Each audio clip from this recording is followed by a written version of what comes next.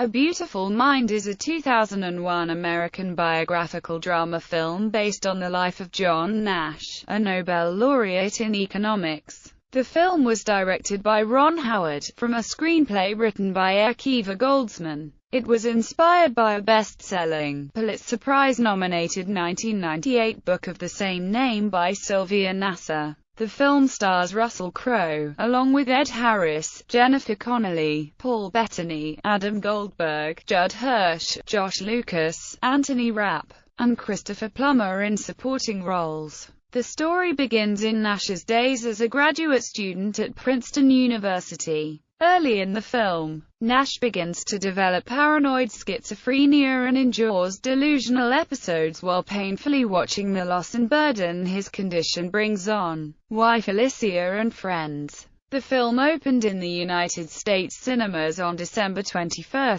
2001. It went on to gross over $313 million worldwide and win 4 Academy Awards, for Best Picture, Best Director, Best Adapted Screenplay, and Best Supporting Actress. It was also nominated for Best Actor, Best Film Editing, Best Makeup, and Best Original Score. It was well received by critics, but has been criticized for its inaccurate portrayal of some aspects of Nash's life, especially his other family and a son born out of wedlock. However, the filmmakers have stated that the film was not meant to be a literal representation. Plot: in 1947, John Nash arrives at Princeton University. He is co-recipient, with Martin Hansen, of the prestigious Carnegie Scholarship for Mathematics. At a reception, he meets a group of other promising math and science graduate students, Richard Soll, Ainsley, and Bender. He also meets his roommate Charles Herman, a literature student. Nash is under extreme pressure to publish, but he wants to publish his own original idea. His inspiration comes when he and his fellow graduate students discuss how to approach a group of women at a bar. Hansen quotes Adam Smith and advocates every man for himself, but Nash argues that a cooperative approach would lead to better chances of success. Nash develops a new concept of governing dynamics and publishes an article on this. On the strength of this, he is offered an appointment at MIT where Soll and Bender join him. Some years later, Nash is invited to the Pentagon to crack encrypted enemy telecommunication. Nash can decipher the code mentally, to the astonishment of other decryptors. He considers his regular duties at MIT uninteresting and beneath his talents. So he is pleased to be given a new assignment by his mysterious supervisor, William Parcher of the United States Department of Defense. He is to look for patterns in magazines and newspapers in order to thwart a Soviet plot. Nash becomes increasingly obsessive about searching for these hidden patterns and believes he is followed when he delivers his results to a secret mailbox. Meanwhile, a student, Alicia Larder, asks him to dinner, and the two fall in love. On a return visit to Princeton, Nash runs into Charles and his niece, Marcy. With Charles's encouragement, he proposes to Alicia and they marry. Nash begins to fear for his life after witnessing a shootout between Parcher and Soviet agents, but Parcher blackmails him into staying on his assignment. While delivering a guest lecture at Harvard University, Nash tries to flee from people he thinks are foreign agents, led by Dr. Rosen. After punching Rosen in an attempt to flee, Nash is forcibly sedated and sent to a psychiatric facility he believes is run by the Soviets. Dr. Rosen tells Alicia that Nash has paranoid schizophrenia and that Charles, Marcy, and Parcher exist only in his imagination. Alicia investigates and finally confronts Nash with the unopened documents he had delivered to the secret mailbox. Nash is given a course of insulin shock therapy and eventually released. Frustrated with the side effects of the antipsychotic medication he is taking, which make him lethargic and unresponsive, he secretly stops taking it. This causes a relapse and he meets Parcher again. Shortly afterward, Alicia discovers Nash is once again working on his assignment. Realizing he has relapsed, Alicia rushes into the house to find her baby submerged in the tub. Nash claims that Charles was supposed to watch the baby. Alicia calls Drive Rosen, but Nash believes Parcher is trying to kill her. He rushes in to push Parcher away, and accidentally knocks Alicia and the baby to the ground. As Alicia flees the house with their baby, Nash realizes that he's never seen Marcy age, even though he's known her for 3 years. He finally accepts that Parcher and other figures are hallucinations. Nash jumps in front of Alicia's car and begs her to stay. Against Drive Rosen's advice, Nash decides not to restart his medication, believing that he can deal with his symptoms himself. Alicia decides to stay and support him in this. Nash returns to Princeton and approaches his old rival, Hansen, now head of the mathematics department. He grants Nash permission to work out of the library and to audit classes. Over the next 2 decades, Nash learns to ignore his hallucinations. By the late 1970s, he is allowed to teach again. In 1994, Nash wins the Nobel Memorial Prize in Economics for his revolutionary work on game theory, and is honored by his fellow professors. The movie ends as Nash, Alicia, and their son leave the auditorium in Stockholm. Nash sees Charles, Marcy, and Parcher standing to one side and watching him. Cast: Russell Crowe as John Nash, Ed Harris as William Parcher, Jennifer Connelly as Alicia Nash, Paul Bettany as Charles Herman, Josh Lucas as Martin Hansen, Adam Goldberg as Sol, Anthony Rapp as Bender, Vivian Cardone as Marcy, Christopher Plummer as Dr. Rosen, Judd Hirsch as Hellinger, Jason Gray Stanford as Ainsley Nielsen. Soundtrack. Production. After producer Brian Grazer first read an excerpt of Sylvia Nase's book A Beautiful Mind in Vanity Fair magazine, he immediately purchased the rights to the film. He eventually brought the project to director Ron Howard, who had scheduling conflicts and was forced to pass. Grazer later said that many A-list directors were calling with their point of view on the project. He eventually focused on a particular director, who coincidentally was available only when Howard was also available. Grazer chose Howard. Grazer met with a number of screenwriters, mostly consisting of serious dramatists, but he chose Akiva Goldsman because of his strong passion and desire for the project. Goldsman's creative take on the project was to avoid having viewers understand they are viewing an alternate reality until a specific point in the film. This was done to rob the viewers of their understanding, to mimic how Nash comprehended his experiences. Howard agreed to direct the film based on the first draft. He asked Goldsman to emphasize the love story of Nash and his wife. She was critical to his being able to continue living at home. Dave Beyer, a professor of mathematics at Barnard College, Columbia University, was consulted on the mathematical equations that appear in the film. Beyer later said that he approached his consulting role as an actor when preparing equations, such as when Nash is forced to teach a calculus class, and arbitrarily places a complicated problem on the blackboard.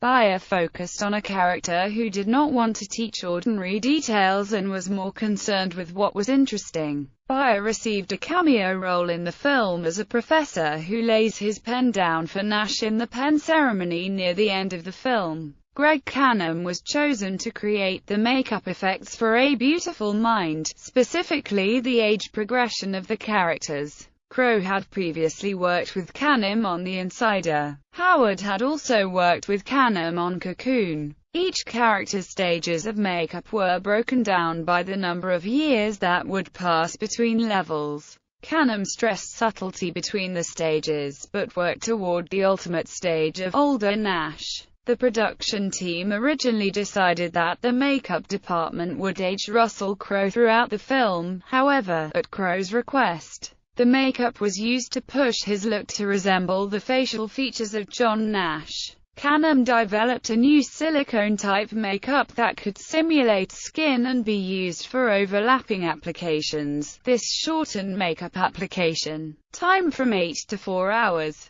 Crowe was also fitted with a number of dentures to give him a slight overbite in the film. Howard and Grazer chose frequent collaborator James Horner to score the film because they knew of his ability to communicate. Howard said, regarding Horner, "It's like having a conversation with a writer or an actor or another director." A running discussion between the director and the composer was the concept of high-level mathematics being less about numbers and solutions, and more akin to a kaleidoscope, in that the ideas evolve and change. After the first screening of the film, Horner told Howard, "I see changes occurring like fast-moving weather systems." He chose it as another theme to connect to Nash's ever-changing character. Horner chose Welsh singer Charlotte Church to sing the soprano vocals after deciding that he needed a balance between a child and adult singing voice. He wanted a purity, clarity and brightness of an instrument, but also a vibrato to maintain the humanity of the voice. The film was shot 90% chronologically. 3 separate trips were made to the Princeton University campus. During filming, Howard decided that Nash's delusions should always be introduced first audibly and then visually. This provides a clue for the audience and establishes the delusions from Nash's point of view. The historic John Nash had only auditory delusions. The filmmakers developed a technique to represent Nash's mental epiphanies. Mathematicians described to them such moments as a sense of the smoke clearing, flashes of light, and everything coming together. So the filmmakers used a flash of light appearing over an object or person to signify Nash's creativity at work. 2 night shots were done at Fairleigh Dickinson University's campus in Florham Park, New Jersey, in the Vanderbilt Mansion Ballroom. Portions of the film set at Harvard were filmed at Manhattan College. Many actors were considered for the role of John Nash, including Bruce Willis, Kevin Costner, John Travolta, Tom Cruise, John Cusack, Charlie Sheen, Robert Downey Jr., Nicolas Cage, Johnny Depp, Ralph Fiennes, Jared Leto, Brad Pitt, Alec Baldwin, Mel Gibson, Sean Penn, Guy Pearce,